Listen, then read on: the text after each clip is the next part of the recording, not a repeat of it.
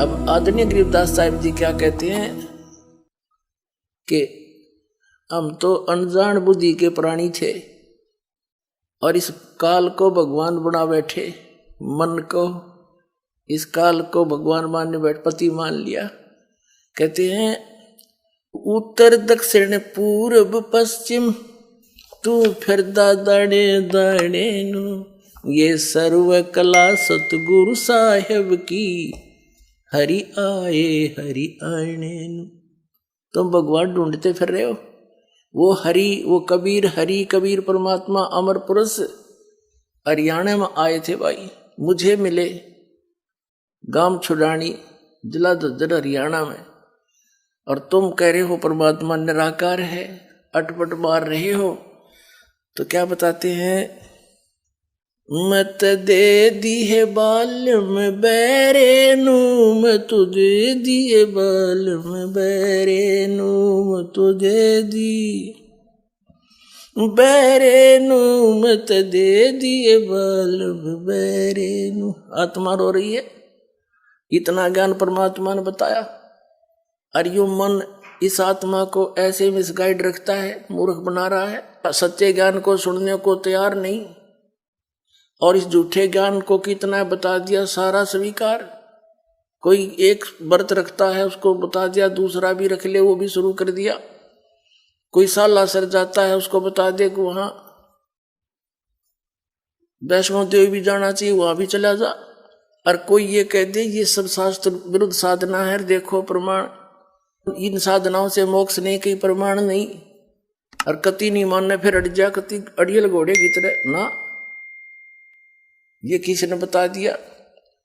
तो इस मन की आदत है सत्य को स्वीकार नहीं करना, ना करने देना, उसके विषय बता रहे हैं। मत दे दी है बालम बैरे नु, मत दे दिए बालम बैरे नु, मत दे दी बैरे नु, मत दे दिए बालम बैरे नु। संसारी दी गल्ला चिन्ह नहीं बूझे शब्द जो गहरे नु, संसारी दी गल्ला चिन्ह नहीं बूझे शब्द जो गहरे नु, ये मुर्दों से ती प्रीत लगावे न जाने सतगुरु मेरे नु, मैं तो दे दी है बालम बैरे नु, मत दे दिए बालम बैरे नु।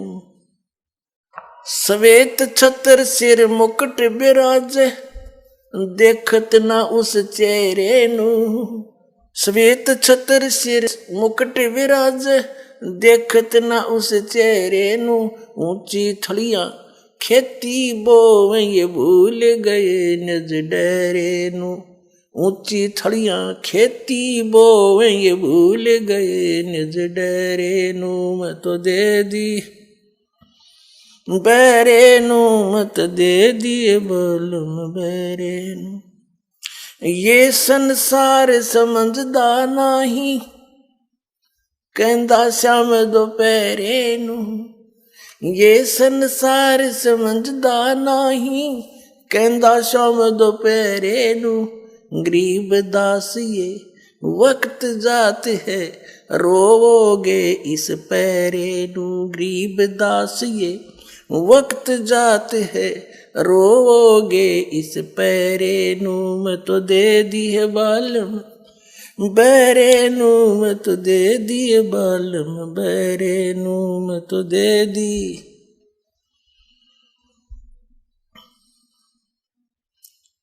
बैरे नु, मत दे दी है बालम बैरे नु, मत। ये संसार समझदा नाही कहंदा श्याम दोपहरे नु, ये संसार समझदा नाही कहंदा श्याम दोपहरे नु।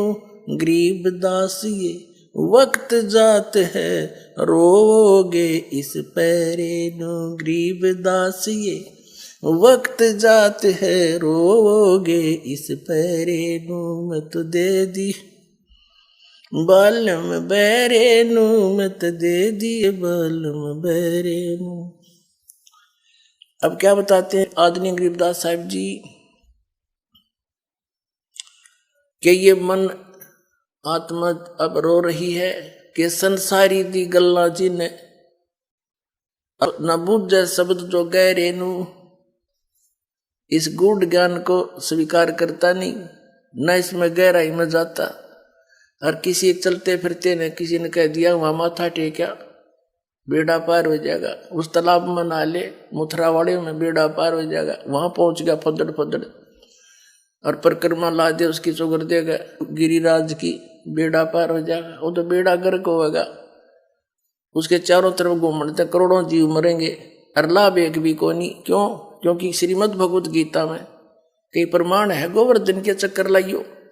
अगर तुम मानते हो श्री कृष्ण जी ने गीता बोली तो 2 शब्द लिख देता कि वहां जाइयो मथुरा में, जहां मैं घूमा करता, और तुम भी वहां चक्कर काटियो बेड़ा पार हो जाएगा। ये संसारी दी गल्ला है, आम व्यक्ति के बनाए हुए लोक वेद दंत कथा ये साधना है जो जीवन नाशक है। तो गरीबदास जी कहते हैं संसारी दी गल्ला चिन्ह उनकी बात मान ले, ना बूझे शब्द जो गहरे नू, और मुर्दों से ती प्रीत लगावे, ना जाने सतगुरु मेरे नू।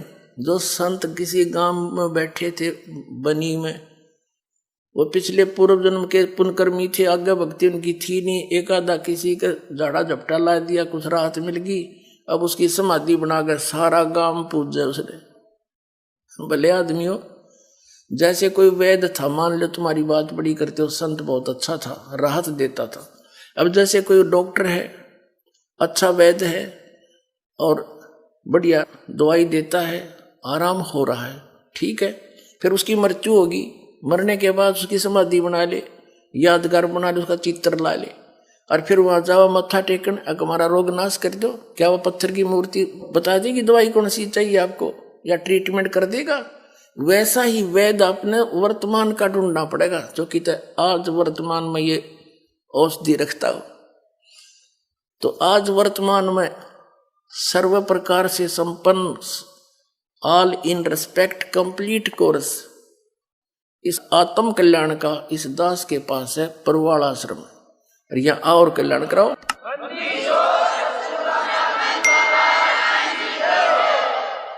फिर क्या बताते हैं कि मुर्दों से ती प्रीत लगावे, ना जाने सतगुरु मेरे नू।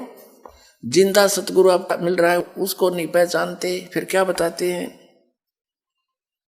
ये जो नकली संत के वहां प्रकाश ही प्रकाश है, चेतन ही चेतन है, वहां कुछ भी नहीं है सतलोक में। उसके विषय में क्या बताते हैं, आंखों देखा संत श्वेत छतर सिर मुकुट विराज, देखत ना उस चेहरे नू। उस परमात्मा का जो सिंहासन पर विराजमान है सतलोक के तीसरे पृष्ठ पे, उसके सिर पे मुकुट है, श्वेत छत्र है, ऊपर छत्र, श्वेत छत्र सिर मुकुट विराज है, और देखत ना उस चेहरे नू। ऊंची थलियां खेती बो, ये भूल रहे निज डेरे नू। ये जो वाणी गरीबदास साहिब जी ने बोली थी, उस समय सिंचाई साधन नहीं थे, वर्षा हो जाती तो कुछ दाने कनक हो जाती थी। तो क्या बताया है कि जैसे ऊंची थलियों के ऊपर किसी ने बीज रखा हो, वर्षा होगी, बीज दिया, फिर वर्षा हुई नहीं तो कुछ नहीं होता दाना उसमें। और नीचे डहर होती थी समतल सथल, ऊपर भी वर्षा हुआ जल, ऊपर की ऊंची थलियों पर वर्षा हुआ, ऊंचे स्थानों पर वर्षा हुआ, जल भी उस झील वाले में आकर रुकता था, उसमें इतनी पर्याप्त सिंचाई का वो जल हो जाता था। उसमें खेती बीजने से थोड़ी बहुत वर्षा कभी हो जाती तो ऊंची थलियों पर कुछ भी नहीं होता था, और डहर, जो डहर उपजाऊ स्थल होती थी और झील का स्थान होता था। तो कहते हैं ऊंचे थलियों पर 1 मन 1 एकड़ में हो, 2 मन हो जा, और नीचे डहर के अंदर 40 मन हो जाते हैं। तो एक सिंपल वे से समझाने का तरीका कि जिन साधनाओं को तुम अपनाए बैठे हो, ये तो ऊंची थलियों पर खेती किए बैठे हो, भूखे मरोगे, कंगाल हो जाओगे, और भूल गए निज डेरे नु, अपने खास डेर को भूल गए, यानी परम अक्षर ब्रह्म पूर्ण परमात्मा सत्य पुरुष, उस परमात्मा को भूल गए। ये गलत साधना करके गलत नाम जाप करके अपना जीवन नाश कर रहे हो। फिर क्या बताते हैं, ये संसार समझदा नाही कहंदा श्याम दोपहरे नू, ये संसार समझदा नाही कहंदा श्याम दोपहरे नू, गरीब दास ये वक्त जात है रोगे इस पैरे नू, गरीब दास ये वक्त जात है रोगे इस पैरे। आदरणीय गरीबदास साहिब जी कह रहे हैं कि ये संसार समझदा नाही कहंदा श्याम दोपहरे नू। अब तुम इस काल की पूजा कर रहे हो और इससे कोई लाभ आपको प्राप्त नहीं। आप ऐसी स्थिति है आपकी कि कहंदा श्याम दोपहरे नू, इतना कष्ट है इन साधनाओं के करते करते, और फिर भी क्या कहते हैं, जैसे कोई रिश्तेदार रिलेटिव